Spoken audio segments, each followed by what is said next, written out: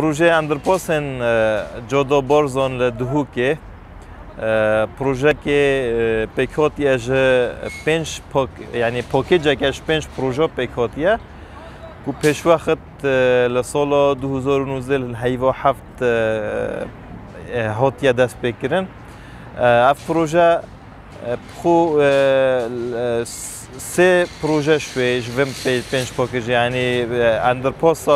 نزدیکی فرمانده دهوکه دیگل جاده که خدمت گذاری دیگل جاده کمری اواد کویتا نظر که پیش وقت صد دومایی کاتینه اول پروژه چاره جوان هر پنجا پیشوایی که گشتی زیاده ترش هشته و نزدیکی 85 صده پروژه گشتی همی هات یا جبهه کردند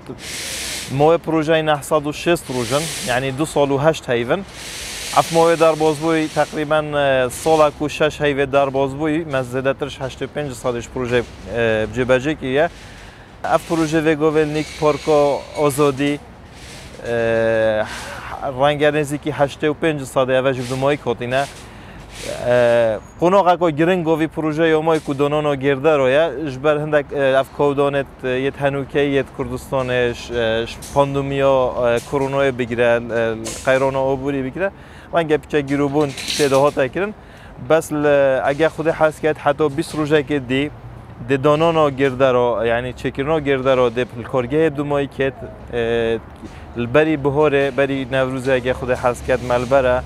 افکارت هیرو مایجی اول ماین تمام بکن و نوکه حالیان زده درجه 8 صدش پروژه دومایی کاتیه 5 صدش اول دومایی کاتید که یاد خدمت حوالاتیان دا